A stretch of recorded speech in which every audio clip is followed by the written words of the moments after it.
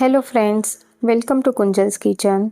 આજે આપણે એકદમ ટેસ્ટી પિઝા પરાઠા બનાવીશું, જેના માટે પિઝા સોસ બનાવીશું અને ક્રિસ્પી એવા ઝટપટ તૈયાર થતા પરાઠા બનાવીશું. તો જો તમને મારી રેસિપીઓ ગમતી હોય તો ચેનલને સબસ્ક્રાઈબ કરી દેજો. તો સૌથી પહેલાં પિઝા સોસ બનાવીશું. અહીં મેં 1 ચમચી તેલ લીધું છે. તેલ ગરમ થાય એટલે તેમાં અડધી ચમચી લસણની પેસ્ટ લઈશું અને સાથે જ એક મીડિયમ સાઇઝનો કાંદો આ રીતે ઝીણો સમારીને લીધો છે અને બંને વસ્તુને પ્રોપર સાંતળી લઈશું.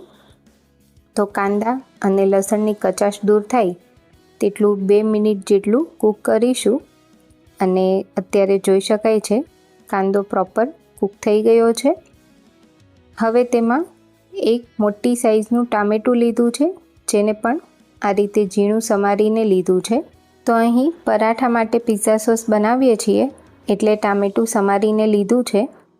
હવે તેમાં અડધી ચમચી ચીલી ફ્લેક્સ અને અડધી ચમચી ઓરેગાનો નાખીશું. સાથે સ્વાદ પ્રમાણે મીઠું લઈ બધી જ વસ્તુને પ્રોપર મિક્સ કરીને કૂક કરી લઈશું. તો અહીં ટામેટાં એકદમ સરસ સોફ્ટ થાય અને મિશ્રણ ઘટ્ટ થાય ત્યાં સુધી આપણે કૂક કરી લેવાનું છે. તો અહીં આપણે પરાઠા માટે પિઝા સોસ બનાવીએ છીએ એટલે જો ટામેટું તમે આ રીતે સમારીને લેશો તો પિઝા સોસ એકદમ સરસ ઘટ્ટ બનશે અને 2-3 મિનિટ પછી ટામેટું સરસ કૂક થઈ ગયું છે અને સોફ્ટ થઈ ગયું છે. હવે તેમાં 3 ચમચી જેટલો ટામેટાનો કેચઅપ નાખીશું. તો કેચઅપ લેવાથી પિઝા સોસની ફ્લેવર એકદમ સરસ આવે છે. બહાર જેવો જ પિઝા સોસ બનશે અને તેમાં એક સરસ બાઇન્ડિંગ પણ આવી જશે. તો કેચઅપ નાખ્યા પછી 1 મિનિટ જેવું આ પિઝા સોસને કૂક કરી લઈશું, જેથી થોડો ઘટ્ટ થઈ જાય અને એકદમ સરસ પાણી તેનું બળી જશે. તો બસ જો આ રીતે આપણો એકદમ ઘાટો પિઝા સોસ બનીને તૈયાર છે, જે આપણે પરાઠા બનાવવા માટે એકદમ પરફેક્ટ છે. હવે આપણે ગેસની ફ્લેમ બંધ કરી આ પિઝા સોસને એકદમ ઠંડો કરી લઈશું. હવે પરાઠા બનાવવા માટે લોટ બાંધીશું. તો અહીં મેં 1 કપ ઘઉંનો રોટલીનો લોટ લીધો છે. તેમાં 1 ચમચી તેલ લઈશું અને સાથે સ્વાદ પ્રમાણે મીઠું નાખીશું અને થોડું પાણી એડ કરતા જઈ મીડિયમ કઠણ એવો લોટ બાંધી લઈશું. તો અત્યારે મેં લોટ બાંધવામાં ખાલી મીઠું જ લીધું છે. જો તમને ગમે તો તમે ચીલી ફ્લેક્સ અને ઓરેગાનો પણ લઈ શકો છો. અહીં આપણે આજે પિઝા સોસથી પરાઠા બનાવીએ છીએ, જે એકદમ ફ્લેવરફુલ છે, એટલે મેં લોટ એકદમ પ્લેન રાખ્યો છે. અને અહીં લોટ બાંધાઈને તૈયાર છે, તો તેને થોડો મસળી લઈશું અને મેં લોટ મીડિયમ કઠણ બાંધ્યો છે. હવે તેના પર 5 ચમચી તેલ લઈ ઢાંકીને લોટને 10 મિનિટ રેસ્ટ આપીશું. હવે પિઝા પરાઠાનું સ્ટફિંગ બનાવવા અહીં મેં એક મીડિયમ સાઇઝનું સમારેલું કેપ્સિકમ લીધું છે. સાથે અડધો કપ બાફેલી અમેરિકન મકાઈ લીધી છે. તેની સાથે જ અહીં 3 ઓલિવને મેં આ રીતે રિંગમાં કટ કરીને લીધા છે. અહીં મેં ગ્રીન ઓલિવ લીધા છે. તમારી પાસે બ્લેક હોય તો એ પણ લઈ શકાય. સાથે અડધી ચમચી ચીલી ફ્લેક્સ લઈશું અને અડધી ચમચી ઓરેગાનો લઈશું. અહીં સાથે તમે લીલા તીખા મરચાં પણ લઈ શકો છો અને હેલેપિનોસ હોય તો એ પણ લઈ શકાય છે. હવે તેમાં તૈયાર કરેલો પિઝા સોસ નાખીશું. તો સોસ ઠંડો થયા પછી એકદમ સરસ થીક થઈ ગયો છે, જે આપણા પરાઠા બનાવવા માટે એકદમ પરફેક્ટ છે. તો આ સોસ આપણે બધો જ લઈ લેશું અને હવે તેમાં ચીઝ નાખીશું. તો અહીં મેં 2 ક્યુબ પ્રોસેસ ચીઝ લીધું છે. તેને આ રીતે છીણીને લઈ લેશું. અહીં તમે પ્રોસેસ ચીઝની સાથે થોડું મોઝરેલા ચીઝ પણ લઈ શકો છો, અથવા તમારી પાસે પિઝા ચીઝ હોય તો એ પણ લઈ શકાય છે. અને ચીઝ તમારી ઈચ્છા પ્રમાણે વધારે ઓછું તમે લઈ શકો છો.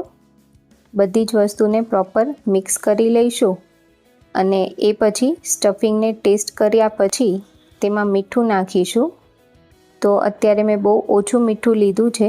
પિઝા સોસમાં પણ મીઠું હોય છે, એટલે સ્ટફિંગ એકવાર ટેસ્ટ કરી લેવાનું. અત્યારે પિઝા માટેનું સ્ટફિંગ તૈયાર છે અને અહીં લોટને પણ રેસ્ટ અપાઈ ગયો છે. તેને થોડો આ રીતે મસળી લઈશું અને તેમાંથી એક મોટો લુઓ લઈ લઈશું અને આપણે એક મોટી રોટલી બનાવીશું એટલે એ પ્રમાણે આ રીતનો મોટો લુઓ લેવાનો છે. તેને અટામણમાં રગદોળી એક પાતળી મોટી રોટલી બનાવીશું પરાઠું સ્ટફ કરવા માટે. તો અહીં મેં એકદમ પતલી રોટલી બનાવી છે, સાઈડથી થોડી પાતળી અને વચ્ચેના ભાગથી થોડી મેં જાડી રાખી છે. હવે તેમાં 2 થી 2.5 ચમચી જેટલું સ્ટફિંગ લઈશું અને તેને આ રીતે સ્ક્વેર શેપમાં એકદમ સરસ સ્પ્રેડ કરી દઈશું અને એ પછી પરાઠાને સીલ કરીશું. તો આ રીતે પહેલાં બંને બાજુથી સામસામે વાળી દેવાનું છે અને પરાઠું આપણે એકદમ સરસ પતલું વણ્યું છે, જોઈ શકાય છે. અને એ પછી બીજા બંને છેડાને પણ આ રીતે વાળીશું અને જે લાસ્ટમાં છેડો હોય તેના પર થોડું આ રીતે પાણી લગાવીને તેને વાળવાનો છે, જેથી એકદમ સરસ સ્ટીક થઈ જશે. તો આવી રીતે આપણે પિઝા પરાઠા વાળીને તૈયાર કરી લઈશું. હવે પરાઠાને શેકવા માટે પહેલાં પરાઠું કાચું પાકું આપણે શેકી લઈશું અને એ પછી તેના પર થોડું થોડું તેલ લગાવી બંને બાજુથી એકદમ સરસ ક્રિસ્પી અને ગોલ્ડન કલર આવે તેવું પરાઠું શેકી લેવાનું છે. તો પરાઠાને આપણે મીડિયમ ફ્લેમ પર શેકીશું અને જોઈ શકાય છે અત્યારે એકદમ સરસ પરાઠા ફૂલીને તૈયાર થાય છે. તો પરાઠા આપણા શેકાઈ ગયા છે અને ગરમા ગરમ પિઝા પરાઠાને સર્વ કરીશું. તો આ પરાઠા ઠંડા થયા પછી પણ એકદમ ટેસ્ટી લાગતા હોય છે. તો તમે બાળકોને લંચ બોક્સમાં પણ આપી શકો છો અને લંચ બોક્સમાં આપતા હોય ત્યારે પરાઠામાં મોઝરેલા ચીઝ નહીં નાખવાનું. એ ચીઝ ઠંડુ થયા પછી ટેસ્ટ બરાબર નથી આવતો. તો તૈયાર કરેલા ગરમા ગરમ પિઝા પરાઠાને સર્વ કરીશું. તમારા ઘરે એકવાર ચોક્કસથી ટ્રાય કરજો અને તમને જો આ રેસીપી ગમે તો મને કમેન્ટમાં જણાવજો અને હજુ સુધી મારી ચેનલને સબસ્ક્રાઈબ ના કરી હોય તો સબસ્ક્રાઈબ કરજો. Thank you.